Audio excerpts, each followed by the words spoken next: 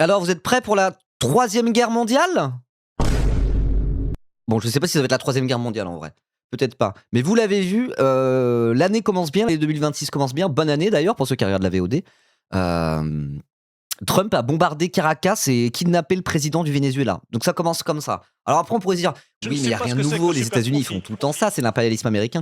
Oui, c'est vrai, c'est l'impérialisme américain. C'est vrai, ils font tout le temps ça.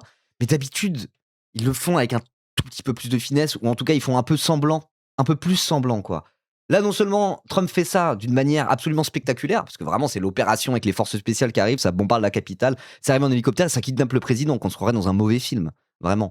Bon, après, c'est pas la première fois qu'il kidnappe un président, il l'avait fait au Panama avec l'opération Just Cause dans les années 90. D'ailleurs, le jeu vidéo Just Cause, ça vient de ça. Mais là, vraiment, Trump fait ça, et derrière, conférence de presse, il est en mode ah non, mais c'est pour le pétrole, maintenant le Venezuela, c'est à nous, et puis c'est notre pétrole, allez vous faire enculer. Donc il y avait le.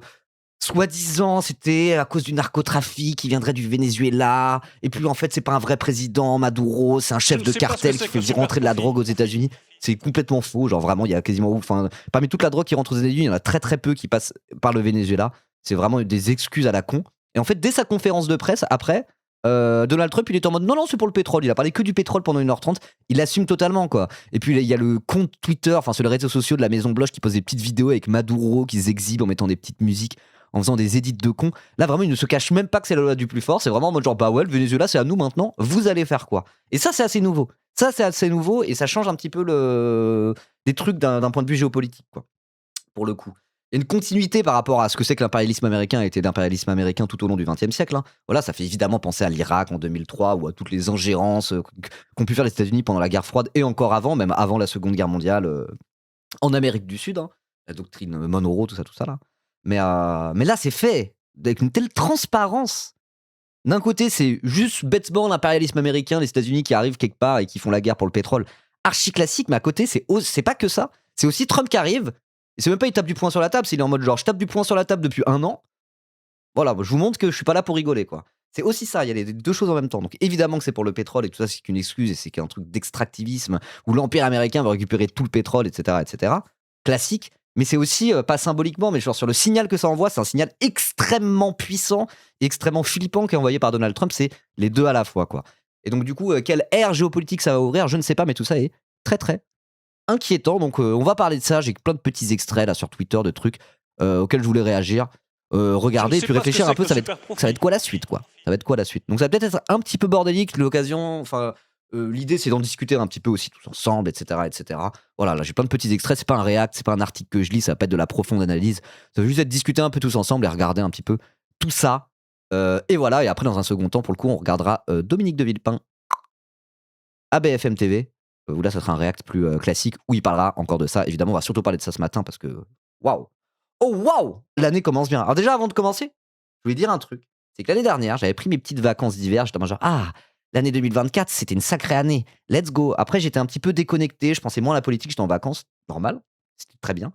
Et et l'année avait commencé avec l'investiture de Trump et avec le fameux salut nazi d'Elon Musk pendant l'investiture de Trump. Et tout le monde était en mode genre, oh waouh, ok, d'accord. Changement d'ambiance. On entre dans quelque chose de différent, peut-être. Et ça m'avait déprimé, quoi. Sortie de vacances, l'année commence, je suis en mode genre, ok, les streams reprennent, let's go, on va commenter l'actualité. Ça commence avec l'investiture de Trump et moi, et le salut nazi d'Elon Musk et toute cette merde. Et on était vraiment en mode genre, c'était glaçant, quoi. C'était glaçant. Et là, j'ai exactement et précisément la même vibe que l'année dernière. J'étais en vacances, tout allait bien, j'étais un peu déconnecté, on pense pas à l'actu, la vie est belle. 3 janvier, bim, Trump bombarde le Venezuela et kidnappe le président. Donc pareil, l'année commence de la même manière que l'année dernière, dans la déprime et l'inquiétude, quoi. Ah, 1 an déjà, et ouais, bah on a fait que 25% du mandat de Trump. Hein.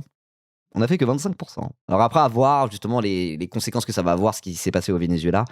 C'est pas très très populaire aux États-Unis, moins populaire que prévu, peut-être. Donc je sais pas, peut-être qu'il va se prendre une branlée au midterms, peut-être que les 2 dernières années de son mandat seront moins violentes que les 2 premières. Je ne sais pas, on verra, mais en tout cas, ouais, là c'est. L'année commence dans l'angoisse, hein, tout simplement. Voilà, voilà. Merci Sunk pour ton 11e mois d'abonnement, merci beaucoup. Merci Jeangoisse pour son 17e mois. Et merci Léa Greening-Sol pour ton 23e mois d'abonnement, bientôt 2 ans, sous forme de Prime. Et Doc Eliam aussi pour ton 12e mois. Oh là là, putain, plein de subs. Trop bien, merci beaucoup.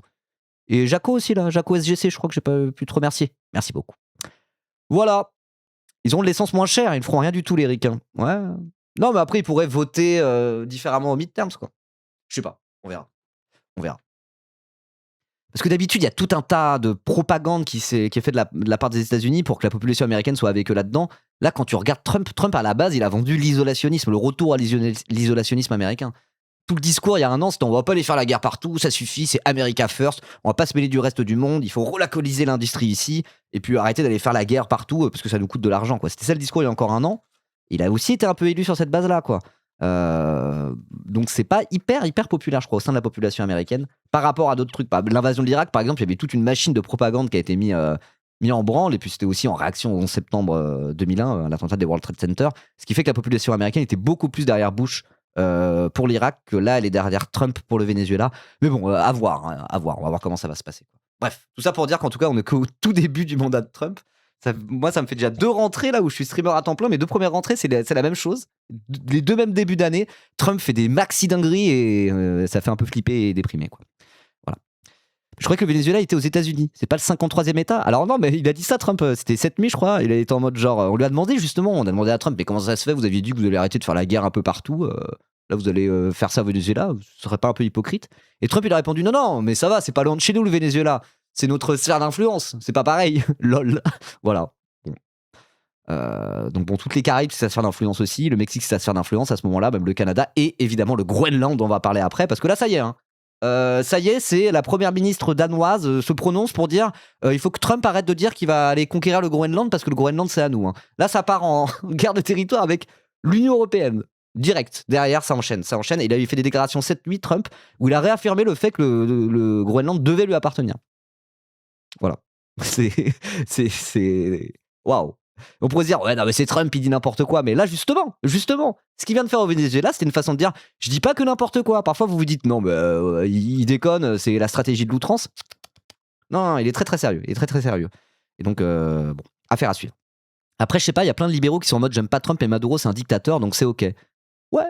Mais je disais ça parce que moi j'ai vu des trucs là, des sondages d'opinion aux États-Unis, et il semblerait que c'est moins populaire que d'autres invasions qu'on peut faire les États-Unis ces dernières années, quoi.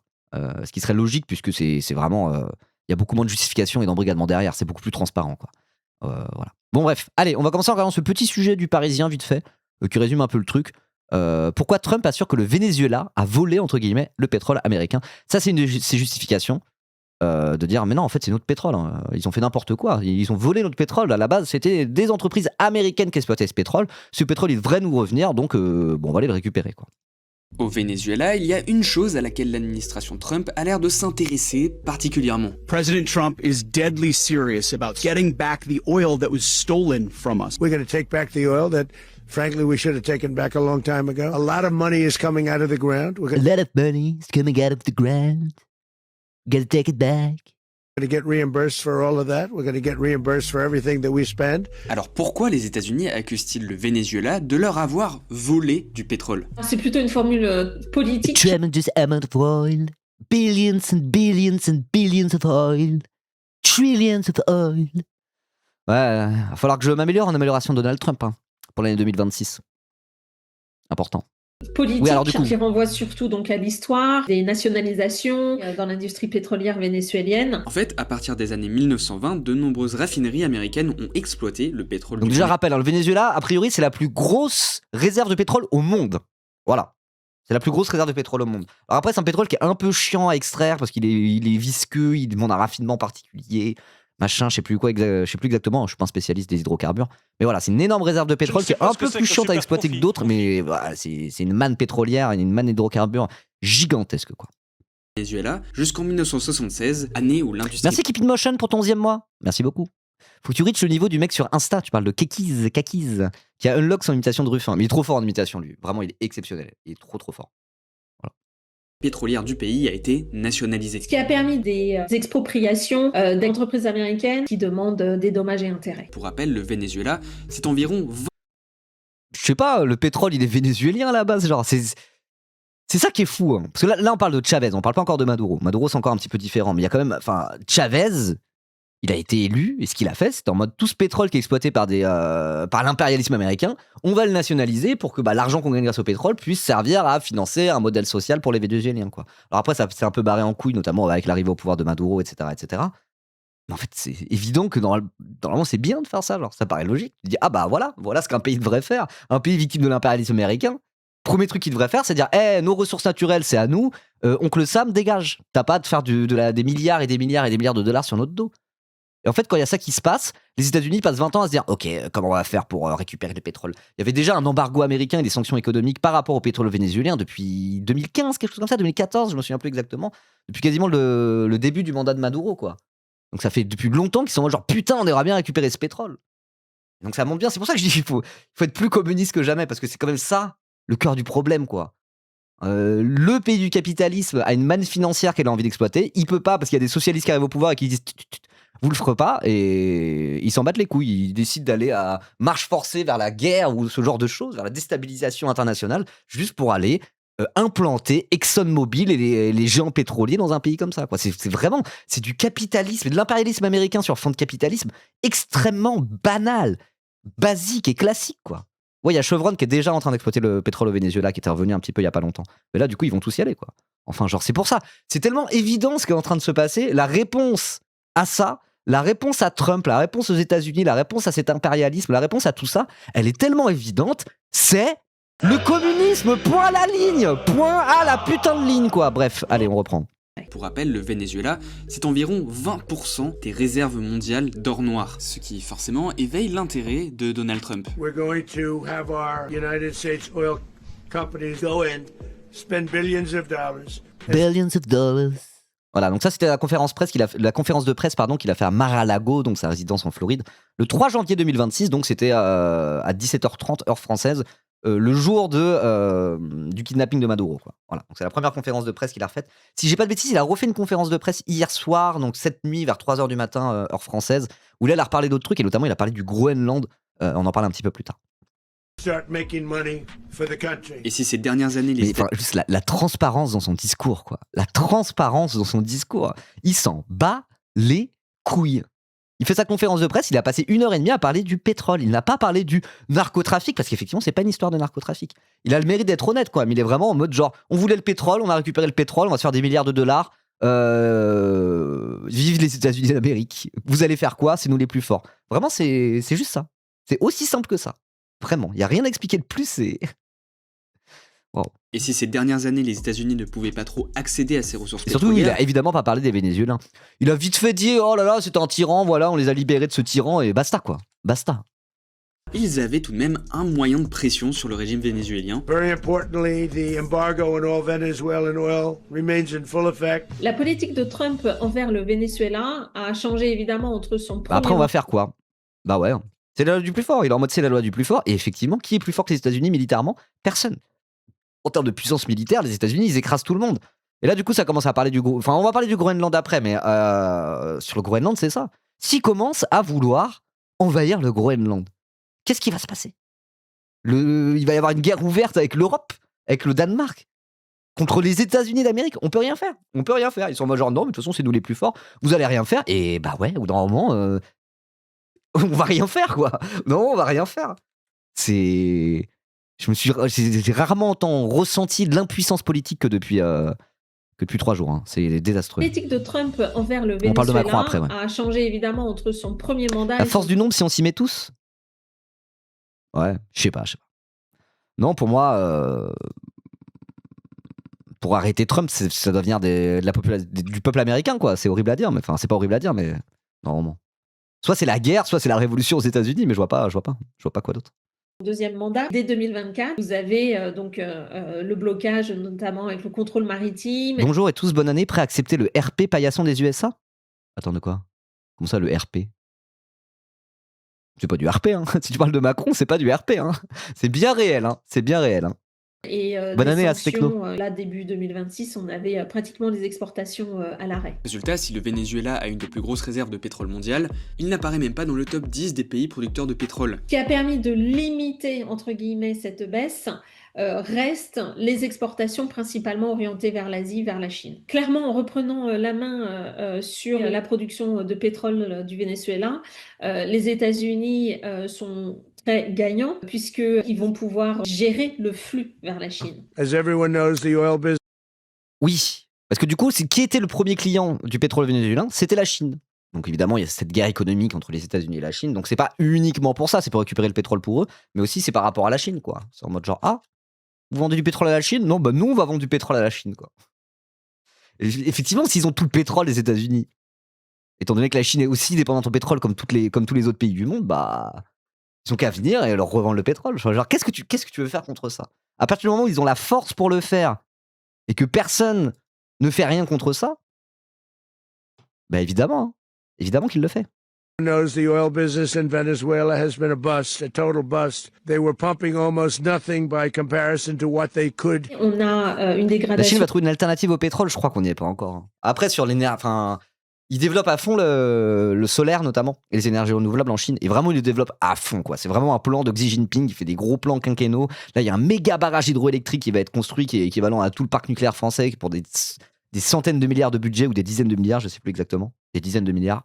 Là, il me semble que Je le ne sais pas ce que renouvelable c'est a que le dépassé superprofit. le non renouvelable dans le mix énergétique chinois l'année dernière, si je dis pas de bêtises. Alors c'est toujours ceux qui ont le plus de centrales à charbon, mais c'est aussi ceux qui ont le plus de panneaux solaires. Et là, le renouvelable a dépassé le charbon en Chine l'année dernière, et ça va continuer à augmenter. Mais ils sont toujours dépendants au charbon, ils sont toujours dépendants au pétrole, évidemment. Mais c'est aussi peut-être aussi pour préparer l'avenir, être moins dépendants aux hydrocarbures et aux États-Unis s'ils mettent la main sur tout le pétrole dans le monde, qui font ça, quoi, pour se positionner pour demain sur le renouvelable et l'énergie électrique, quoi. Mais je veux dire, à un moment donné, l'énergie électrique, tout n'est pas électrisé, quoi. Donc, je sais pas, dans un tank, tu mets du pétrole, quoi. Il n'y a pas de tank électrique, voilà. Très claires des Voilà, installations. niveau fabrication de batteries de voitures, etc., etc. Il y a plein de trucs où là, ils sont en train de passer, ils sont en train d'électriser la technologie et d'essayer de faire une électricité de plus en plus verte ou en tout cas de moins dépendante aux énergies fossiles. C'est peut-être plus pour ça que pour l'écologie qu'ils le font. Mais peu importe. Mais je veux dire, ok, pour faire des voitures électriques, ça marche. Mais il y a tout un tas d'autres secteurs de l'industrie où, dans tous les cas, ça reste dépendant du pétrole, quoi. Voilà. Vous avez des problèmes En général, de... on baisse jamais la source d'énergie, on stack juste les nouvelles. Oui, tout à fait, tout à fait. Alors après, en Chine, c'est peut-être un peu en train de se rééquilibrer. Le charbon va peut-être finir par redescendre un petit peu. Je suis pas tout à fait sûr, mais bon, voilà, quoi. En tout cas, dans tous les cas, pour l'instant, il n'y a pas un pays au monde qui est pas totalement dépendant au pétrole. On est encore très, très, très loin. Et même la Chine qui fait des gros efforts pour le renouvelable. Et alors, ils font ça. C'est pas juste pour sauver Pachamama et par bonté d'âme. Ils ont un intérêt économique. À faire ça, la Chine, quoi, pour se positionner pour demain comme leader dans l'électrique, etc., etc. Mais même la Chine qui fait un max d'efforts avec des gros plans quinquennaux centralisés vénères, il reste archi dépendant au pétrole et encore pendant des décennies, hein, voilà. Merci Separosti pour ton 9e mois. maintenance, de fiabilité, de logistique. Les sanctions n'ont pas aidé. We have to have energy that's real energy, not De where l'énergie they're getting réelle, pas celle dont ils 4% tirent 4% et 5% de l'énergie du sol. You take a look, it was such a disaster. So Les compagnies pétrolières américaines ont les technologies, mais par contre, remonter, on va dire, durablement Je ne la sais pas ce que c'est que le production, superprofit. c'est un Merci NCGA_. Merci beaucoup pour ton 19e mois. Bonne année. chantier, mais de plusieurs années. Surtout, un retour des multinationales ne se fera probablement pas sans stabilité politique et économique du Venezuela, comme l'avait dit le PDG d'ExxonMobil, Darren Woods, il y a quelques mois. Nous devrons voir comment se présente la situation économique. Je n'ajouterai pas forcément le Venezuela à la liste et ne le retirerai pas non plus. Pour le Bon, du coup, je pense qu'il l'a ajouté là, hein. Aïe, aïe, aïe. moment, la vice-présidente du Venezuela, Daisy Rodriguez, n'exclut pas l'idée de collaborer avec l'administration Trump, bien qu'elle s'est dit déterminée à protéger les ressources naturelles vénézuéliennes. Ouais, bah, tellement dépolitisé comme lecture, ça me termine celle du Parisien. Ouais, bah après là, c'était juste un petit sujet pour commencer qui parle du pétrole, quoi. Bah après, remarque, on pourrait peut-être le lire maintenant, ça pourrait être intéressant. Il y a Gabriel Zucman qui a écrit un texte qui a l'air très très bien, mais après, remarque, non, c'est surtout sur le pétrole. J'aimerais bien parler aussi du reste. Mais parce que Zucman parle de la taxe Zucman et de fiscalité, mais il a d'autres connaissances en économie. Et là, notamment, il a fait un gros texte. Il avait mis sur Instagram, il l'a mis aussi sur son site, etc., etc., qui parlait un petit peu justement de la manne financière qu'il y a par rapport au pétrole vénézuélien. Et je veux dire, c'est... Déjà, avant de passer à la suite, il faut parler de ça. Ça reste le truc le plus central, quoi. Ils viennent pour choper le pétrole, quoi. Mais à côté de ça, quand tu analyses politiquement les effets que ça a de le faire de cette manière-là sur l'ordre géopolitique, etc., nanani, nanana. Ah mais non, mais je suis dans aucune catégorie. Je suis pas en just chatting, c'est pour ça. Attendez. Merci, tu fais bien de me le dire. Ah, parce que j'avais enlevé la catégorie céleste, j'ai oublié de me remettre en just chatting. C'est pour ça, j'étais en mode, mais d'habitude qu'on est en homepage, il y a plus de monde que ça. Je me plains, alors que je suis en homepage tout le temps. Ok, j'étais pas en just chatting. C'est bon là?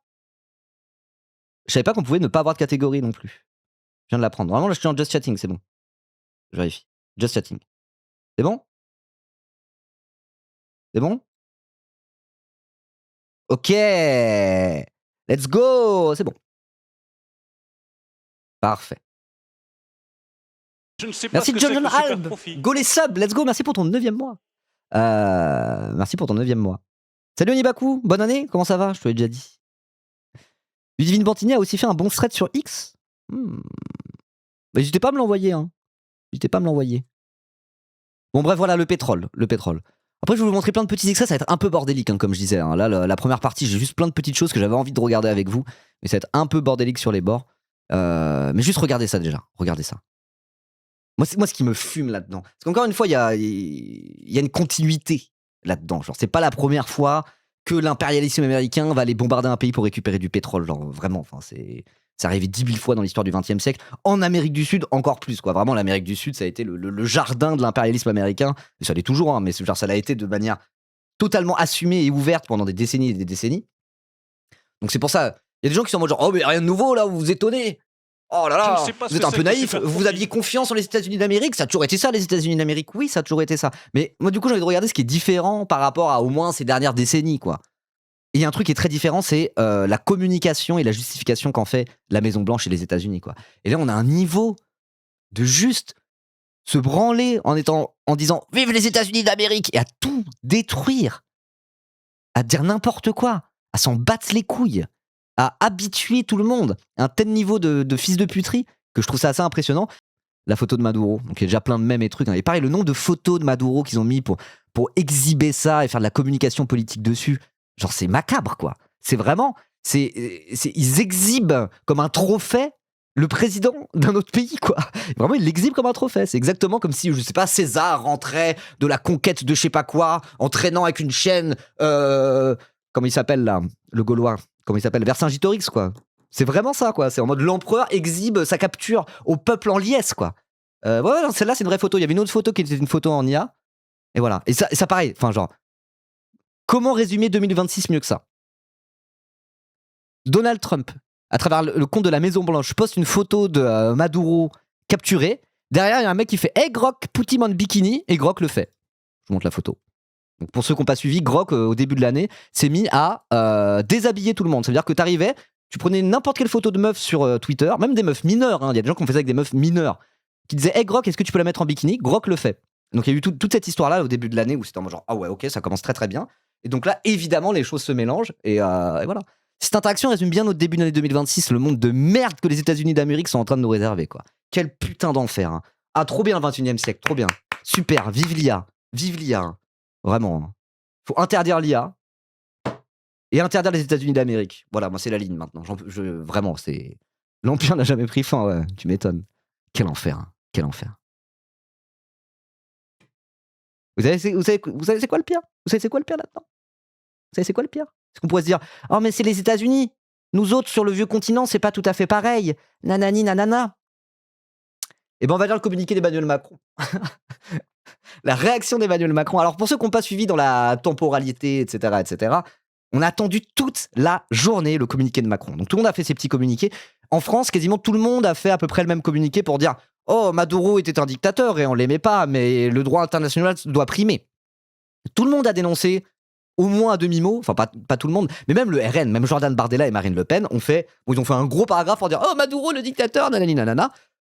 Deuxième paragraphe pour dire par contre que les États-Unis qui se comportent comme ça, on peut pas se comporter comme ça, l'ordre international va en être trop chamboulé quoi.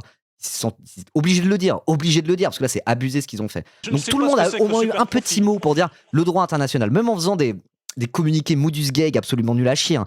Jean-Noël Barrot, notre ministre des Affaires étrangères, son communiqué il était naze. Il a passé 15 000 plombes à dire oui Maduro c'est un dictateur, on était contre Maduro, nanadi, il faut de la stabilité, de la démocratie maintenant au Venezuela, pour après parler un peu de droit international. Bon, au moins il a au moins mis le mot droit international dans son communiqué, il a au moins parlé des États-Unis et de Trump dans son communiqué, un minimum, pour dire c'est pas comme ça qu'on doit agir, quand bien même Maduro est un dictateur. Voilà, donc communiqué modus gag et nul à chier. Mais quand même, il a fait, on va dire, le minimum syndical, vraiment le minimum syndical. Pareil pour le RN, pareil pour la plupart de la sphère politique. Sauf vraiment certains d'extrême droite qu'on a, les fans de Millet et compagnie, non, ils ont juste célébré. Bref, merci Mohamed BFR pour ton prime. Merci beaucoup. Et donc on attend toute l'après-midi de voir le communiqué du président de la République, Emmanuel Macron. Et au final, il nous chie ce communiqué, qui est une honte absolue et qui est un signal absolument désastreux, quoi. Je cite. Le peuple vénézuélien est aujourd'hui débarrassé de la dictature de Nicolás Maduro. Il ne peut que s'en réjouir. Non, mais je vais pas faire l'imitation. En confisquant le pouvoir et en piétinant les libertés fondamentales, Nicolás Maduro a porté une atteinte grave à la dignité de son propre peuple. La transition à venir doit être pacifique, démocratique et respectueuse de la volonté du peuple vénézuélien. Nous souhaitons que le président Edmundo González Urrutia, élu en 2024, puisse assurer au plus vite cette transition. Je m'entretiens en ce moment avec nos partenaires de la région. La France est pleinement mobilisée et vigilante, notamment pour assurer la sécurité de ses ressortissants en ces heures d'incertitude. Pas un mot sur le droit international. Les États-Unis ne sont même pas mentionnés. La manière dont cette opération a été menée n'est même pas mentionnée dans son communiqué et à aucun moment il a commencé à le mentionner ou quoi que ce soit. Il s'en bat les couilles. Macron, il a réfléchi, il s'est dit bon, qu'est-ce qu'on va faire ? Qu'est-ce qui se passe ? Qu'est-ce qu'on fait ? Je suis le mouvement où je tente de m'opposer un petit peu à ce qui s'est passé. Il s'en bat les couilles, il s'est dit je suis le mouvement. Mais c'est Macron, c'est pas la première fois qu'il fait ça.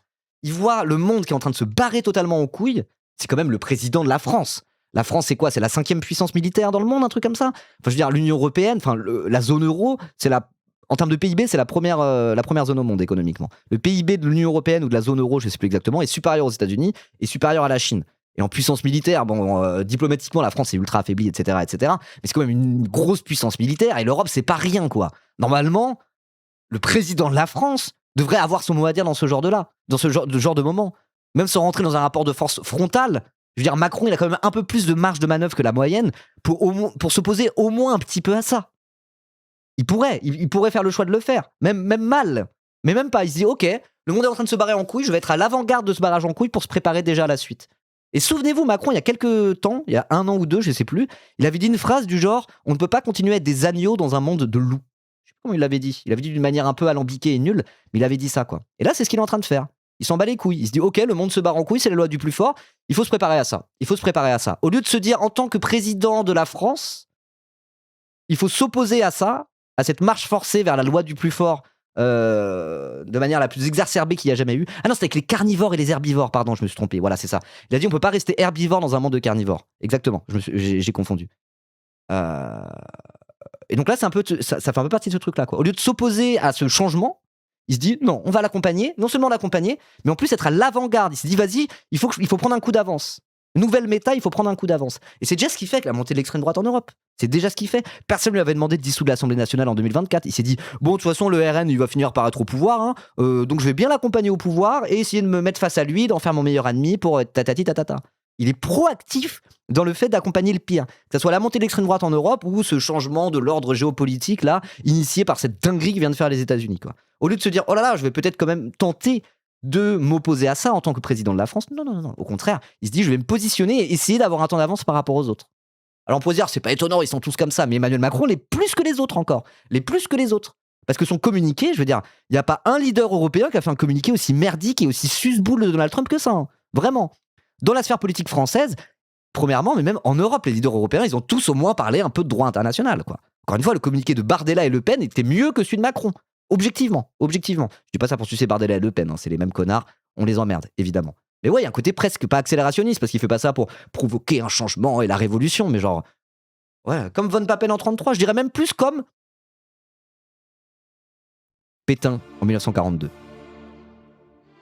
Vraiment, hein, littéralement, je dis pas ça pour rigoler, je le dis en rigolant, mais voilà. De la même manière que la France, au moment de l'occupation nazie, ils étaient en mode, genre, Hitler leur avait pas demandé de faire la rafle du Veldiv et de déporter des dizaines de milliers de juifs comme ça. Ils ont été proactifs là-dedans pour faire les bons élèves. Ils étaient en mode genre, bon bah les nazis vont gagner. Ok, bah on va essayer d'avoir un coup d'avance sur les autres pour être les meilleurs élèves, vraiment les bons élèves du nazisme. Parce que de toute façon, on va pas aller se battre contre le nazisme. Ils ont déjà gagné, quoi. C'est un peu ce qui s'est passé. Et je veux dire, c'est ça le truc qu'il faut aussi comprendre avec Pétain, la France de Vichy, la collaboration, c'est que Vichy a été proactif dans la collaboration. Ils ont fait plus que ce que leur demandait Hitler, histoire de se faire bien voir au maximum et de bien faire les lèche-boules, quoi. Bien faire les petits faillots. Ils ont été proactifs là-dedans. Pétain, il a été proactif là-dedans, alors que personne ne lui avait rien demandé. Et bah, Macron, l'analogie fausse caveau, mais moi je pense qu'elle est bien, Macron fait littéralement la même chose. On lui a rien demandé, il est proactif dans le fait d'être le bon élève du fascisme qui monte, quoi. Vraiment. Vraiment. Et là-dessus, il s'inscrit dans la tradition de la France de Vichy, quoi. Parce qu'il y avait plein de gens dans la France de Vichy, c'était ça. C'était des hauts fonctionnaires, des petits politiciens ambitieux, sans vraie colonne vertébrale idéologique. Ils ont suivi le mouvement avec appétit, quoi, en se disant, je vais pouvoir me positionner pour la suite, quoi. De manière absolument cynique. C'était pas parce que c'était au fond de leur cœur des nazis, mais c'était par carriérisme, par opportunisme, par ambition, que c'est devenu des espèces de fonctionnaires collaborationnistes zélés, quoi. Macron, c'est ce genre de profil. C'est pile poil ce genre de profil. C'est pile poil ce genre de profil. Et à travers ce communiqué, ça se voit, quoi. Ça saute aux yeux, quoi. Donc la honte, hein. Une putain de honte, hein. Une putain de honte. Alors après, on pourrait se dire, oui, mais de toute façon, il n'y a rien à attendre d'Emmanuel Macron. Certes, rien à attendre d'Emmanuel Macron. On le sait très bien. Déjà, quand on parle de politique intérieure, c'est évident depuis des années et des années et des années qu'il nous chie à la gueule et qu'il fait jamais un pas dans la bonne direction.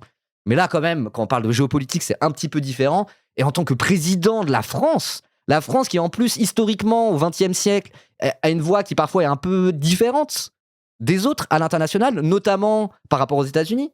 Le gaullisme, tout ça, le refus du plan Marshall aux sorties de la Seconde Guerre mondiale, machin bidule, l'indépendance, la voix singulière de la France par rapport aux États-Unis et à l'OTAN, le fait de ne pas vouloir être juste une succursale des États-Unis, le gaullisme, etc. C'est un truc qu'on apprend en histoire en 3e, mais il y a une raison à ça, c'est que historiquement, la France peut avoir une voix un peu différente et peser différemment à l'international, et notamment appuyé par le fait que la France c'est une grosse puissance militaire. Chirac et De Villepin, c'était encore un reste de ce gaullisme-là. Et c'est à partir de Sarkozy que ça a commencé à switcher, quoi. Et que... voilà. Emmanuel Macron, il s'en bat les couilles. Parce que ça montre bien que la France peut très bien avoir une voix un peu différente d'un point de vue géopolitique. Ça a été le cas. Ça a été le cas pendant 50 ans, pendant 60 ans. Donc on peut le faire. Ça demande un tout petit peu soit de courage, soit de conviction, finalement. Mais Macron n'a ni le courage ni les convictions. C'est juste un petit opportuniste minable. Le monde peut devenir peut devenir un enfer sur Terre. Il va juste être en mode genre, très bien, je vais me positionner pour pouvoir conserver mon petit cul de politicien. C'est vraiment un salopard, ce mec-là. Un salopard. Bref. Voilà.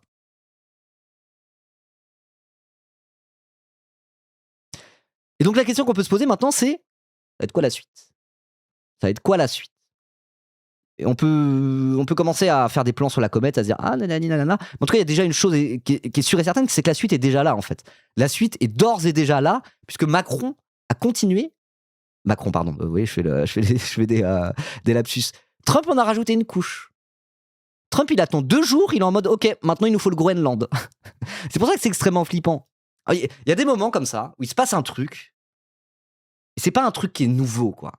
C'est un truc auquel il fallait s'attendre. Je veux dire, là, le Venezuela, il y avait déjà des trucs avec les États-Unis bombardaient déjà des pétroliers, des bateaux pétroliers, je sais plus comment ça s'appelle, vénézuéliens dans les Caraïbes, genre. Ça sort pas de nulle part, cette histoire. On sait très bien que Trump est un immense zinzin et qu'il allait faire des guerres pour le pétrole. Voilà. Encore une fois, il y a une continuité par rapport à tout ce qui se passe depuis des années. C'est pas nouveau. On n'est pas si étonné que ça. Vous voyez, c'est pas une immense surprise de voir ça. Et pourtant, parfois, il y a des choses, ça a beau pas être une immense surprise, il y a une espèce de moment, un truc historique où tout le monde voit ça et tout le monde comprend que c'est presque un moment de bascule. Et là, c'est à la fois un moment de bascule, c'est un moment de bascule dans la continuité avec ce que c'est que l'impérialisme américain historiquement depuis 150 ans. Mais il y a quand même un côté moment de bascule pour une simple et bonne raison, c'est que tout le monde le voit comme ça. Si tout le monde flippe et tout le monde le voit comme un petit moment de bascule, c'est que ça l'est en fait. C'est que ça l'est. Tout le monde ne comprend pas la même chose en même temps pour aucune raison. C'est comme ça que ça marche aussi la vie, quoi. C'est comme les marchés financiers, ça marche comme ça. Les marchés financiers, est-ce que ça monte, est-ce que ça descend? Ça dépend de l'impression que vont en avoir les acteurs du marché. Et parfois, du coup, un peu pour rien, tout le monde comprend la même chose et du coup, ça a un vrai effet sur les marchés financiers. Et là, c'est pareil. On pourrait se dire, oui, mais attends, en fait, non, il n'y a rien de si nouveau. Tout ça, c'est l'impérialisme. Les États-Unis font ça depuis 150 000 ans. C'est pas les seuls à le faire. Qui on est, nous autres Français, pour s'étonner et donner des leçons? La France-Afrique, c'est exactement la même chose. Certes, c'est pas la naissance de l'impérialisme. Mais quand on regarde même au 19e siècle, l'impérialisme, il peut prendre une forme qui avait justement cette forme-là. Une forme extrêmement violente, assumée, qui s'embarrasse même pas de trouver des justifications. Certes, mais je veux dire, il y a un truc qu'il faut regarder, c'est ce que nous on ressent en voyant ça, mais quand je dis nous, c'est la Terre entière. Tout le monde voit ça en se disant « Oh, waouh !» Il y a une raison à ça. C'est que on est en train de vivre peut-être un moment de bascule, effectivement. Et donc du coup, illustration de ça, c'est que dès le lendemain, Trump il est en mode « Bon bah voilà, hein, c'est bon. On peut faire des coups d'État dans des pays, récupérer des territoires comme as. Bon, on va pouvoir le faire avec le Groenland. » Il veut le Groenland, il en parle depuis longtemps. Parce que c'est par rapport à la Russie et la Chine et le transfert de bateaux, etc. C'est une zone qui est importante. Je connais pas hyper bien ça. Mais du coup, là, il a réaffirmé dans sa conférence de presse suivante qu'effectivement, il voulait mettre les mains sur le Groenland. Il a dit qu'il avait besoin du Groenland, que les États-Unis avaient besoin du Groenland. Donc on va regarder le petit extrait de Trump et puis après on parlera un petit peu de ça, quoi. Mais voilà. Quand on se dit oula, c'est un signal de fou, ça va être quoi la suite? Et ben en fait, on le sait déjà. Hein. On a déjà la réponse. Hein. La suite, c'est le Groenland ou Cuba ou la Colombie. Vous voyez. Do you expect to take an action against Greenland? Donc on lui demande, ça devait être dans l'avion? Ah non, ok, non, c'était pas en conférence de presse. Autant pour moi. Donc ça devait être dans l'avion, là. Souvent, il y a des petites interviews dans le Air Force One. Donc on lui demande, attendez, je vais traduire en direct. Do you expect to take an action against Greenland? Est-ce que vous vous attendez à faire une action contre le Groenland? Talk about Greenland. Talk about Venezuela, Russia, Ukraine, and we'll worry about Greenland in about 2 months. Let's talk about Greenland in 20 days. On Venezuela. Ils sont morts de rire, vous entendez? J'avais pas entendu l'extrait. Ils sont morts de rire, tout le monde rigole en mode genre ha ha ha ha ha ha ha ha ha. 20 days. 20 days. Voilà, donc il est en mode vas-y, le Groenland, ça va être le prochain. Voilà, d'ici une vingtaine de journées, on y va quoi. On Venezuela, we talk so much about By energy. the way, I will say this about Greenland. We Voilà, alors je vais dire ça à propos du Groenland. need Greenland Nous avons besoin du Groenland, from a national security d'un point de vue de la sécurité nationale. situation. It's so strategic. Right C'est tellement stratégique. now, Greenland is covered with Russian and Chinese ships all over the place. En ce moment, le Groenland est couvert de bateaux, de navires chinois et russes. Il y en a partout. We need Greenland On a besoin du Groenland. Il le redit comme ça en appulant bien chaque mot. from the standpoint of national security. And Il a déjà dit, il se répète. Denmark is not going to be able to do it, I can tell Voilà, il est en mode on a besoin du Groenland d'un point de vue de la sécurité nationale et le Danemark va pas en être capable d'assurer cette sécurité. Denmark is not going to be able to do it, I can tell you. What would the justification be, You know sir? Denmark What would the did justification? recently to boost up security in Greenland? They added one more dog sled. J'ai pas compris ce mot. Docksland, quoi? It's true. Sir, what would They the thought that was a great move. what would the justification Mais on est alliés, s'il veut mettre de la défense au Groenland, il suffit de demander. Non, mais il veut le Groenland pour les États-Unis. be for a claim Ah, Docksley, oui, un chien de traîneau. Ok, d'accord. justification be for a claim to Greenland? What would the I don't justification want to be? talk about Greenland now. Then it I just say this. We need Greenland from the standpoint of national security. And the European Union needs us to have it. And Ok, mais il a répété 3 fois. Hein. Et 3 fois, il a répété la phrase. 3 fois en 1 minute, il a répondu nous avons besoin du Groenland pour des questions de sécurité nationale. Et là, après, il rajoute the European Union needs us to have it. And l'Union européenne a besoin que nous prenions le Groenland. they know that. Donc il est en mode de toute façon, l'Union européenne, c'est des grosses merdes qui savent pas faire la guerre.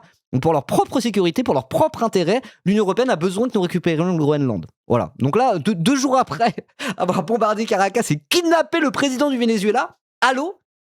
Il est en mode de toute façon, c'est pour leur bien.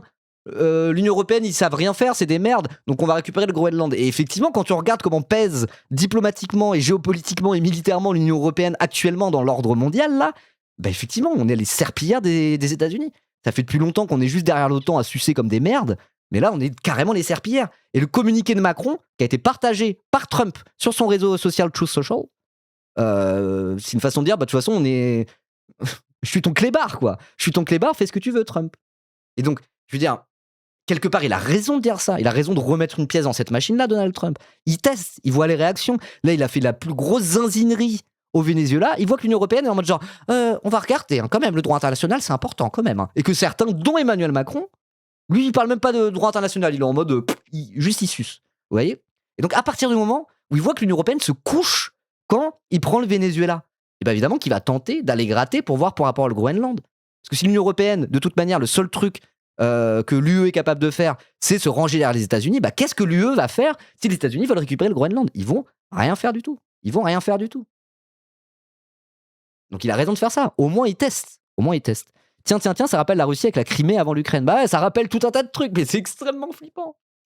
C'est extrêmement flippant. C'est un baiser, les leaders sont en mode ok, on se fait clébardiser, mais les lasagnes de la Maison Blanche sont délicieuses. Bah oui, c'est vraiment ça. C'est vraiment ça. Alors après, il y a quand même eu des réactions un peu. Regardez. Breaking. La première ministre du Danemark demande à Trump d'arrêter les menaces pour le Groenland. Ça rappelle les nazis avec les Sudètes aussi? C'est le même putain de début d'année que de l'année dernière. C'est la même rentrée que l'année dernière. Ça fait deux semaines et demie que j'ai pas lancé un live, j'étais tranquille. L'année dernière c'était Balatro, là c'est Céleste, à jouer aux jeux vidéo Pépouze. Je relance un live et l'ambiance c'est les États nazis d'Amérique vont déclencher la 3ème guerre mondiale quoi. Stop Stop Ça recommence comme l'année dernière, la même. Alors, vaut mieux en rire qu'en pleurer, mais là j'avoue... Ah ça commence bien. L'ambiance c'est délétère. C'est très grave. C'est très très grave. Elle a dit STP, je sais pas si elle a demandé s'il te plaît à Trump, mais voilà. On est le 4 janvier 2026, 4 jours que ça a commencé. Et on a des échanges comme ça, quoi. La première ministre du Danemark, un pays de l'Union Européenne, quoi, demande à Trump d'arrêter ses menaces sur le Groenland, quoi. Et du coup, on peut faire un peu de politique fiction. Qu'est-ce qui se passe si Trump décide, comme ça, d'aller envers le Groenland? Qu'est-ce qui se passe? Qu'est-ce qu'on va faire? Faudrait quoi? Faudrait que l'Union Européenne, des pays de l'Union Européenne positionnent d'ores et déjà maintenant des troupes sur le Groenland pour que les États-Unis ne puissent pas aller au Groenland sans déclencher un conflit ouvert avec l'Union Européenne? Il va rien se passer, frère. Oui, il va rien se passer, mais il va se passer quoi? Il va se passer que genre Trump va envahir le Groenland, un territoire souverain de l'Union Européenne, d'un pays de l'Union Européenne, et on va juste leur donner? On va râler vite fait? Bah ouais, mais imaginons. C'est possible qu'il y ait quand même un peu un broglio diplomatique. C'est pas impossible. On va créer une lettre au stylo rouge. Je sais pas, mais en tout cas, on voit des choses. Moi, je m'attendais pas à voir ça à la télévision française en 2026, quoi. On m'aurait dit, cet extrait va tourner sur les réseaux sociaux bientôt. J'aurais dit, pardon? Qu'est-ce que tu me racontes, mon ref? Regardez ça. Donc lui, c'est un général d'armée, je sais plus qui c'est exactement. C'est un général d'armée français. Écoutez ce qu'il dit. Écoutez ce qu'il raconte. Mon opinion, oui, c'est que... Sur le Danemark. Donc là, voilà, c'était hier, avant-hier. Enfin, c'est hier. Et écoutez. Mon opinion. Donc il y avait déjà eu les menaces sur le Groenland. Voilà, on a parlé une journée du Venezuela, là direct ça parle du Groenland parce que tout le monde est en train de serrer les fesses, en train de se dire mais qu'est-ce qui va se passer?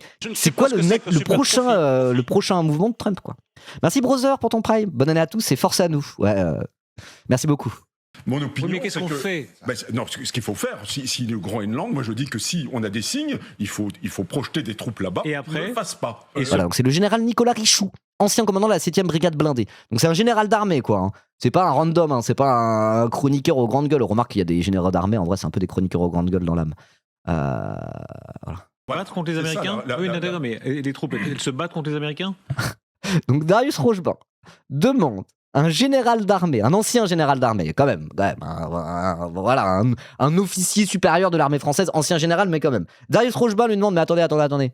C'est-à-dire que pour vous, en cas de mouvement américain, états-unien envers le Groenland, il faut se battre contre les États-Unis? Déjà, Darius Rochebin pose premier degré cette question-là. Rien que ça, t'es en mode genre, attends, sur LCI, à 23h49, ça pose la question, faut-il se battre contre les États-Unis? Pardon? Se battre contre les Américains? Ah mais moi éventuellement, oui, je pense qu'il faudrait se battre contre les Américains. Et il répond, oui, éventuellement, il faudrait se battre contre les Américains. Alors c'est un ancien général d'armée. Ça veut pas dire grand-chose, ça veut pas dire qu'on va se battre contre les Américains, mais juste que cette interaction puisse avoir lieu à la télévision française, sur une chaîne d'infos en continu comme ça, juste le fait que cette interaction existe en fait, que ça soit déjà un peu le sujet du débat, que la question puisse être posée et que la réponse puisse être donnée, rien que ça. C'est quoi? Allô? C'est fou, quoi. Merci Oxus pour le prime, merci beaucoup. Et salut Hello Grise, comment ça va? Parce que s'ils nous attaquent sur un territoire allié, à ce moment-là, il faut qu'ils passent pour les crapules historiques. Oui. Les crapules historiques. Pas mal cet ancien général. Là, il a dit les termes. Hein. Je pense pas que ce soit un camarade. Hein. Je pense pas que ce soit un camarade, néanmoins. Merci. Non, je te l'ai dit, bonne année Ribo. Première fois pour moi sur ton live, je viens de YouTube. Trop bien. Bah, installe-toi. Merci beaucoup pour le prime. Let's go. Ça allait finir par arriver tôt ou tard vu les dégénérés que les Américains élisent. Bah ouais, je suis d'accord, mais enfin, bon, est-ce qu'il y a déjà eu la guerre entre les États-Unis et l'Europe en fait? Et un pays européen? C'est comme nos alliés depuis 100 ans, les États-Unis, quoi. Voilà, après la guerre mondiale, ils étaient alliés avec nous. Enfin, après, avec la France. On va juste parler de la France, parce que oui, les pays européens, l'Allemagne, c'est un pays européen. Bref. Enfin, il n'y a pas eu de conflit entre un pays européen et les États-Unis depuis la fin de la Seconde Guerre mondiale. Et la dernière fois, c'était contre les nazis. En 1770? Ouais, voilà, en 1769, la guerre États-Unis-Angleterre, ouais. Il faut remonter à loin pour avoir des précédents, quoi. Enfin, bon, je pense pas qu'il va y avoir de guerre ouverte entre l'Europe et entre les pays européens et les États-Unis. Je pense vraiment pas. Mais s'il n'y a pas de guerre entre les pays européens et les États-Unis, pour le coup, ça veut dire que Trump peut aller récupérer le Groenland. Je vais faire un sondage. Je vais faire un petit sondage. Petit sondage. Pensez-vous que Trump va envahir, j'utilise le mot envahir, le Groenland? Est-ce que vous pensez qu'il va vraiment le faire? Genre qu'il va le faire là, cette année ou l'année prochaine, avant la fin de son mandat, est-ce que vous pensez qu'on va vraiment avoir le truc? On va se réveiller là, hop là, on va avoir les notifs et faire Trump envahit le Groenland, alors ça y est? Oui, non, hein, c'est une yes-no question, vous avez 1 minute. Vous n'embarrassez pas des détails. Est-ce que vous pensez qu'il va le faire? Est-ce que vous pensez que premier degré, le président des États-Unis va envahir le Groenland, qu'on va le voir cette année ou l'année prochaine?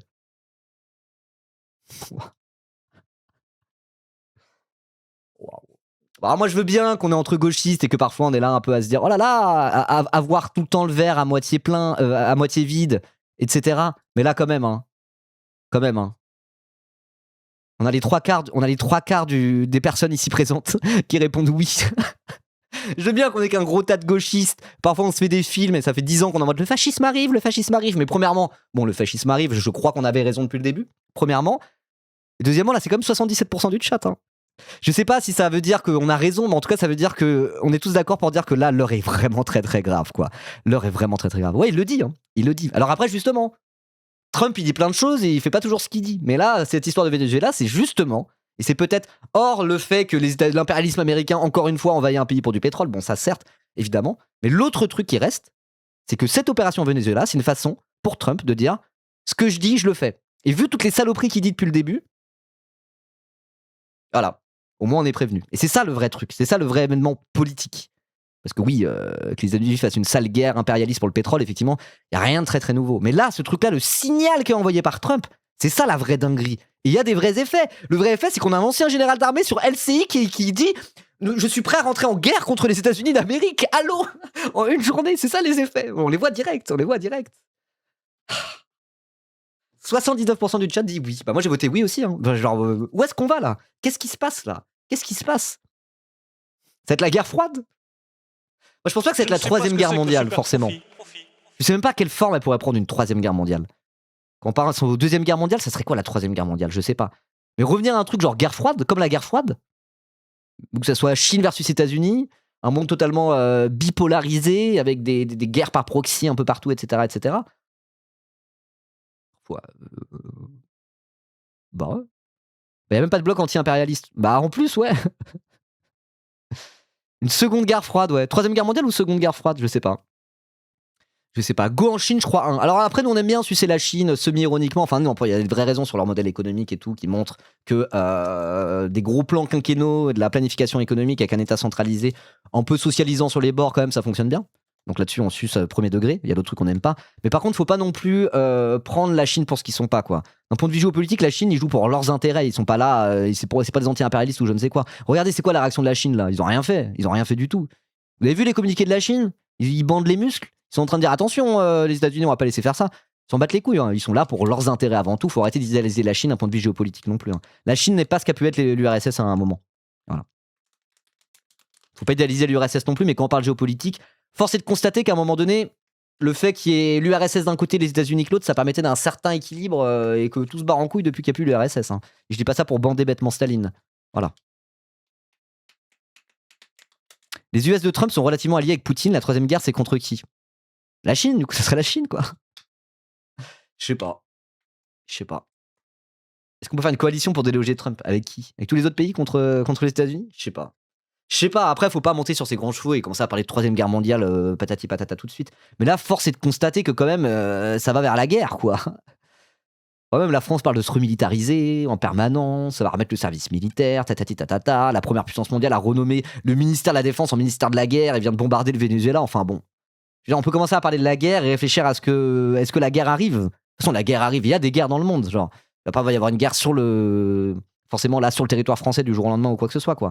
Mais je veux dire, là, on est dans des logiques de marche vers la guerre. Puis, normalement, il faut dire ce qu'il y a. Il faut appeler un chat, quoi. Voilà. Bref. Quoi d'autre? Vous voulez vous parler de quoi d'autre? Donc, je sais pas, on commence à faire un peu le tour, quoi. Après, on peut en discuter, hein. Même Usul veut que l'armée recrute. Après, moi, je trouve que Jules, il a un peu dit de l'AD sur ses extraits, mais je comprends pourquoi il l'a dit, quoi. Parce qu'il est en mode genre là, il y a un truc où nous autres gauchistes et notre logiciel, notre prisme de lecture habituel, on n'est pas prêt à ce qui arrive, quoi. Je pense que c'est aussi pour ça qu'il a dit des trucs. Après, moi, je trouve qu'il l'a mal dit, il a dit de la merde, mais je vois un peu les raisons qui l'ont poussé à avoir ces positions-là, quoi. Pour moi, c'est une façon de dire il faut qu'on mette notre logiciel à jour, nous autres gauchistes, quoi. Alors après, non, mais c'est de la merde. C'est ce que je viens de dire, Martejewski, je l'ai dit 2 fois. Hein. J'ai dit, je trouve que c'est de la merde ce qu'il a dit, mais je comprends peut-être pourquoi il l'a dit. Vous voyez ce que je veux dire? Voilà. C'est juste que, qu'est-ce que tu veux faire, en fait, par rapport à ça? Quand la guerre arrive, qu'est-ce que tu veux faire? Moi, je sais ce qu'il faudrait faire. Il faudrait faire la révolution prolétarienne en France, nationaliser l'intégralité de l'industrie de l'armement, pour que si jamais on doit se réarmer en France par rapport à l'ordre du monde qui change, pas pour aller faire la guerre, mais ne serait-ce que pour rester au niveau, quoi. Vous voyez, ne serait-ce que préventivement, bah, il faudrait que ça soit la République socialiste française contrôlée démocratiquement après une révolution prolétaire où l'intégralité de l'industrie de l'armement française a été nationalisée. Et là, on pourrait commencer à se dire, ok, on va augmenter le budget de l'armée, tatati tatata. Pourquoi pas? Mais si c'est ça la condition préalable à réfléchir la chose militaire pour nous autres gauchistes, bah, on est baisés, on va jamais la réfléchir, vous voyez ce que je veux dire? Mais en même temps, c'est ce qu'il faudrait faire. Si vraiment on veut que, par exemple, l'Europe ait une place à l'international d'un point de vue militaire, diplomatique et géopolitique, à même de calmer un peu les velléités expansionnistes américaines, etc., à ce moment-là, il faudrait d'avoir, l'Union des républiques socialistes européennes, voilà, une Union européenne communiste socialisée, où là, on pourrait tous, à l'échelle de l'Europe, démocratiquement, réfléchir de comment, militairement, on se comporte maintenant par rapport à la menace américaine, etc. C'est-à-dire que c'est ça, la condition préalable à réfléchir la chose militaire, c'est la révolution prolétaire. Bah moi je veux bien, moi je suis de cet avis-là, mais à ce moment-là, on n'a pas le cul sorti des ronces, vous voyez ce que je veux dire? C'est pour ça, genre, notre impuissance politique, on se la mange à longueur de journée en disant les manifs ça sert à rien, Macron il nous chie dessus, il continue à niquer le droit du travail, à tout privatiser, etc., à augmenter l'âge de la retraite. On sent impuissant, mais quand même parfois on se dit alors peut-être que cette manif ça va mener à quelque chose. Ah là là, regardez, on a quand même gagné les législatives, on a déjoué les plans du RN. Oh, Mélenchon il a quand même fait 22%, genre un espoir est possible, etc. Notre impuissance politique, on la sent à longueur de journée quand on parle de politique française, mais quand on parle de politique internationale, notre impuissance, elle est juste là, face à nous, et on peut rien faire, quoi. C'est désespérant. Hein. Hein. C'est juste de la diversion pour faire oublier les dossiers Epstein qui sont censés sortir le 8 janvier, dans lequel Trump est fortement impliqué. Alors, il y a une partie de ça, mais résumer ça à une diversion par rapport au dossier Epstein, non. Le timing tombe bien pour Trump et il utilise ça pour noyer le poisson, mais c'est pas uniquement à cause du dossier Epstein. C'est à cause du pétrole aussi, déjà, premièrement. Voilà. Non mais Yuzu ne parle pas de réfléchir à la chose militaire, il a rechié le discours macroniste sans recul et en surestimant la menace russe comme les derniers des atlantistes. Ouais, mais je suis d'accord, c'est pour ça que je dis qu'il a dit de la merde. Hein. Moi je suis un peu d'accord avec lui. Sa position elle est mauvaise, mais je pense comprendre pourquoi, d'où sort cette position mauvaise. Je pense qu'il a une mauvaise position, mais pour des bonnes raisons. Vous voyez ce que je veux dire? Mais c'est pas ma position. Encore une fois, je n'ai pas cette position-là. Effectivement, surtout que maintenant que les États-Unis ont fait ça au Venezuela, son discours paraît un petit peu couillon, quoi. Et quand je dis ça, c'est une litote, bien sûr. Voilà. Tu regardes ce qu'en pense la presse US de tout ça. Je crois que son action est ultra critiquée. Oui, la presse US le prend assez mal. Après, il faut voir ses soutiens, quoi. Et après, quelque part, limite, là, on arrive à un point. Enfin, c'est le principe d'une dictature, un peu. Est-ce que les États-Unis, là, c'est une dictature? On peut se poser la question. Regarde, il n'a pas demandé l'avis du Congrès, c'est totalement anticonstitutionnel. Alors, fait ce qu'il a fait avec Maduro. Normalement, pour une déclaration de guerre, il faut que ce soit approuvé par le Congrès. Et d'ailleurs, les démocrates alertent depuis longtemps de dire le Congrès, il se fait totalement bypass dans cette histoire. Il en a rien à foutre du pouvoir législatif. C'est le pouvoir exécutif a quasiment les pleins pouvoirs aux États-Unis. Le pouvoir législatif ferme sa gueule et ne peut rien faire de toute manière. C'est déjà ce qui s'est passé en 2003 au moment de l'invasion de l'Irak avec Dick Cheney. Il y avait toute une théorie de juristes américains qui disaient, en gros, ceux qui ont le pouvoir exécutif, donc la Maison-Blanche, le président, l'administration du président de la République, en fait, ils peuvent plus ou moins s'abroger les pleins pouvoirs. Le pouvoir législatif, constitutionnellement, à part fermer sa gueule, il peut pas faire grand-chose, quoi. Donc c'est déjà ce qu'ils ont fait un peu en 2003, avec Dick Cheney et compagnie, vous voyez. Mais là, il le fait de manière totalement ouverte, sans même s'encombrer de quoi que ce soit, quoi. Il est en mode genre, je chie sur le pouvoir législatif, allez vous faire foutre. Donc ça, est-ce que c'est pas déjà un peu un truc de dictature? Normalement, la séparation des pouvoirs entre exécutif, législatif et législatif, c'est un peu la base de ce qu'on appelle les démocraties libérales, les démocraties occidentales, vous appelez ça comme vous voulez. À partir du moment où il s'en bat les couilles, qu'il s'encombre même pas de ça, bon, on peut commencer à se dire, mais des petits bouts de dictature là-dedans. Est-ce qu'il y a besoin d'être populaire dans une dictature? Non. Il n'y a pas besoin d'être populaire. Peut-être que l'opposition, peut-être que c'est impopulaire aux États-Unis, mais je veux dire, à un moment, s'il continue à le faire et que ça renforce l'empire américain, à un moment donné, il pourra continuer à le faire. Hein. C'est juste que les masques tombent, quoi. On se rend bien compte que la démocratie, le droit international, tout ça, c'est des espèces de mirages. Tout ça, c'est des mots qui veulent pas rien dire. C'est des mots qui correspondent à une phase de l'histoire après la Seconde Guerre mondiale, où l'ordre mondial s'est un petit peu stabilisé, etc. Ça veut pas rien dire, mais je veux dire, quand les choses commencent à se barrer en couille à nouveau, on se rend bien compte que le droit international, la démocratie, tout ça, c'est le premier truc qui passe à la poubelle, quoi. C'est le premier truc qui passe à la poubelle, et on se rend compte que, bon, ça ne veut pas rien dire, ces concepts-là. Mais quand t'as un Trump qui arrive, là pour le coup, ça veut très vite plus rien dire, quoi. Enfin, vous voyez ce que je veux dire. Donc sa popularité ou son impopularité aux États-Unis, peut-être qu'il va se prendre une branlée au midterm, c'est les élections de mi-mandat législatives américaines, peut-être. Peut-être que là, on s'enflamme de fou et que dans 2 ans, ça va commencer à se calmer un petit peu. Certes. Mais je veux dire, est-ce que Trump a besoin d'être si populaire que ça pour faire ce qu'il fait ? Et quand bien même Trump se prend une branlée au midterms, quand bien même Trump est désavoué à la fin de son mandat et on repart sur quelqu'un de plus modéré aux États-Unis, je veux dire, tout le mal qu'il a fait, toute la déstabilisation de l'ordre géopolitique qu'il a fait, elle est là, elle est d'ores et déjà là, quoi. Donc je veux dire, on est cooked, hein, grosso modo. Hein. En gros, on est cooked, quoi. Aïe, aïe, aïe. Bon, je vous propose de finir cette petite séquence en regardant Jean-Michel Apathy, voir ce qu'il a à dire. Voilà. Je trouve ça assez... regardez un petit peu les réactions des différentes personnes médiatiques en France et tout, je trouve ça toujours un petit peu intéressant. Parce que ça permet de se rendre compte du bordel dans lequel on est, quoi. Voilà. Ce truc scandaleux dont tout le monde a honte et qu'on ne connaît qu'à moitié, qui s'appelait la France-Afrique, qui était une domination souterraine. Semaine B, là-dessus, là, je crois qu'il va être très très basé, Jean-Michel Apathy. C'est toujours il y a des sujets où il est bon, il y a des sujets où il est mauvais, hein, c'est toujours ça. Sur l'international, sur les trucs un peu par rapport au colonialisme, etc., il est carré. Hein. Il est carré, je sais pas s'il a toujours été carré, mais il est toujours carré quasiment. Voilà. Et il y a d'autres sujets où il est systématiquement désastreux. C'est que c'est pas aléatoire, c'est juste quand il parle d'économie, c'est un droitard. Il croit que l'économie de marché c'est bien et que tatati tatata. C'est vraiment c'est un capitaliste, quoi. Voilà, c'est un libéral qui croit en l'économie de marché, etc., qui aime pas le populisme, c'est un centriste libéral à la con. Là-dessus, il est systématiquement nul. Mais sur les trucs de l'international et surtout par rapport au colonialisme, replacer ça, historiciser ça, trucs de géopolitique et tout, là-dessus, il est bon. Hein. Voilà. Donc là, je crois qu'il va être bon. Allez, je remets.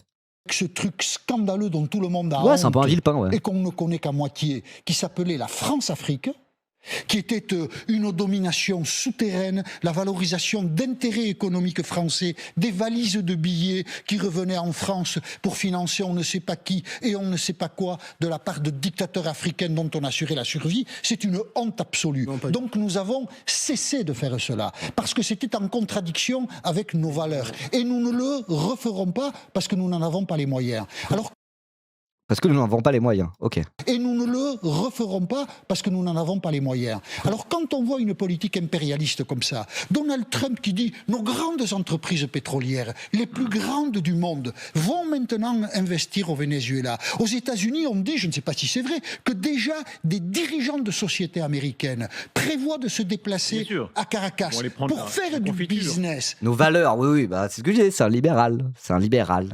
Les valeurs de nos démocraties libérales. Oui. Vous trouvez que c'est noble, ça ? Vous trouvez que ça a du sens au XXIe siècle de procéder comme ça ? C'est dégueulasse. Oui, puis parler au passé de la France-Afrique, oui, c'est encore bien le cas. Ouais, bon, j'imagine que c'est un peu moins le cas qu'à la grand âge d'or de la colonisation, quoi, mais bon. Et on ne peut pas dire que... Le mot France-Afrique, il est encore tout à fait valable aujourd'hui, hein, ça c'est clair. Parce que ça s'est passé avant, c'est justifiable aujourd'hui. Non, c'est pas ça. Ces pratiques-là sont scandaleuses. L'histoire nous donne pas de recettes sur les politiques qui doivent être menées aujourd'hui. Elle nous raconte. L'armée US est restée sur place, qui contrôle le Venezuela là. L'armée US est même pas vraiment sur place, hein. Ils sont arrivés, ils ont bombardé, ils sont repartis avec le président. Vraiment, on dirait un scénario d'un nanar américain en mode pendant la guerre froide, quoi. On doit capturer le président de cette puissance communiste pour la liberté. Vraiment, moi, ça me fait penser à Captain America, le film de Trey Parker avec des marionnettes, quoi. Ouais, c'est un scénario de Call of Duty, quoi. Vraiment, c'est ça. Hein. C'est clairement ça. Donc là, l'armée est pas sur place. Hein.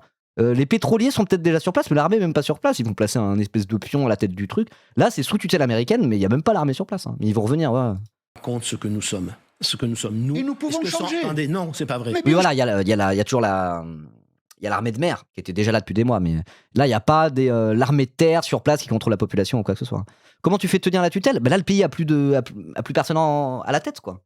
Puis Maduro était extrêmement impopulaire. Il y a quand même quasiment entre 20 et 25% des Vénézuéliens qui ont fui le Venezuela par rapport à Maduro. Hein. Maduro, il était pas stylé. Hein. Voilà, je tiens à le redire. Donc là, il y a une espèce de stupéfaction de la part des Vénézuéliens. Où d'un côté, ils sont un peu contents qu'il n'y ait plus Maduro parce qu'ils l'aimaient pas. Ils aiment pas le pouvoir en place, mais d'un autre côté, ils sont ultra inquiets de ce qui va passer par la suite. Donc là, c'est juste en mode, voilà, ils ont décapité le poulet et le poulet marche encore un peu et voilà, ils vont mettre une autre tête derrière, quoi. Voilà. Il y a la vice-présidente, mais je veux dire, là, c'est dans une espèce de phase de transition. D'ailleurs, tous les communiqués des trucs européens, c'est espérons que la transition se fasse démocratiquement et nanani nanana. Donc, je sais pas exactement quelle forme ça va prendre, mais ils vont mettre un pion. Enfin, c'est un coup d'état militaire. Voilà, ils vont mettre un pion à la tête du pays, faire venir les pétroliers et basta, quoi. C'est tout. Mais non. Et nous avons déjà changé. Alors, Attends. L'enlèvement de Maduro est une chose très positive. Certes, c'est le pétrole qui les intéresse. Mais pour les gens du Venezuela, c'est la libération d'un dictateur. Et au moins avec l'espoir d'amélioration de leur vie. Chose impossible avec Maduro à la tête du pays. Il faudrait faire de même avec chaque dictateur. Ça a bien marché, hein, Saddam Hussein, Irak 2003, Zvinkaog. Tu penses que le bilan de l'intervention américaine en 2003 en Irak était bien? Était bon? Parce qu'ils aimaient pas Saddam Hussein, c'était un dictateur et les Irakiens n'aimaient pas trop. Hein. On a vu des scènes de liesse des Irakiens au moment de l'invasion en 2003. On a vu des photos d'Irakiens qui font tomber des statues de Saddam Hussein en faisant ouais. Au bout de 1 mois, ça faisait plus que brûler des drapeaux américains. Au final, ça foutu un bordel pas possible au Moyen-Orient. Et si Daesh existe aujourd'hui, Daesh est né dans les prisons américaines en Irak suite à l'invasion de 2003. Tu penses que c'est le bilan de 2003? L'invasion en Irak était bon? Tu penses que c'était bien? Il faut continuer à faire ça partout? Allons bon. Je trouve que t'es un peu un teubé et je vais te bannir. Nous, on n'aime pas les crapules américaines ici, ok? Les chiens d'Américains, les chiens Atlantis ne sont pas les bienvenus sur ce live. Ok, tu vois ça là? Ça veut dire que t'es pas le bienvenu ici. Merci. La fatalité de la colonisation. Au fond, est-ce qu'il faut forcément des colons et des colonisés? Pas seulement de la colonisation. On va pas en faire la France-Afrique. Je trouve pas du tout que c'était une honte parce que beaucoup de gens qui ont conçu la France-Afrique... C'était pas une honte? Bon, c'est très bien la France-Afrique. On a construit des routes et des hôpitaux. C'était des sauvages avant qu'on vienne sur leur continent, ceux-là. Oh là là, mais ta gueule, toi. Aimer profondément l'Afrique, essayer de développer des relations de solidarité, d'amitié après la colonisation. C'était après la colonisation. Ah non, la colonisation, j'avoue. Bon, j'avoue la colonisation. Mais la France-Afrique, c'était bien. Il y avait beaucoup d'amour envers ces peuples africains. On a construit des beaux hôtels en Côte d'Ivoire et ils se plaignent. Ah ouais, le tonton raciste à Noël. Hein. Aïe, aïe, aïe, aïe, aïe, aïe, aïe, aïe. Afrique, aimer profondément l'Afrique, essayer de développer des relations de solidarité, d'amitié après la colonisation. C'était notamment le grand dessein du général de Gaulle. Voilà. Oui. Bon. L'amitié et la barbouzerie, tout marchait ensemble. Mais attendez, vous êtes en train de nous dire quand c'était Total, c'était bien, quand c'est ExxonMobil au Venezuela, c'est pas bien. Moi, je dis pas. Moi, je dis pas ça. Bon, c'est ce qu'il vient de dire. Merci Darius Rochebin. Oh, merci. Camarade Darius Rochebin, solide anti-impérialiste. Je vous dis pas ça. Je prends les choses comme elles sont. Je prends les choses comme elles sont. Oui. Bah, comme Macron, il a pris les choses comme elles sont.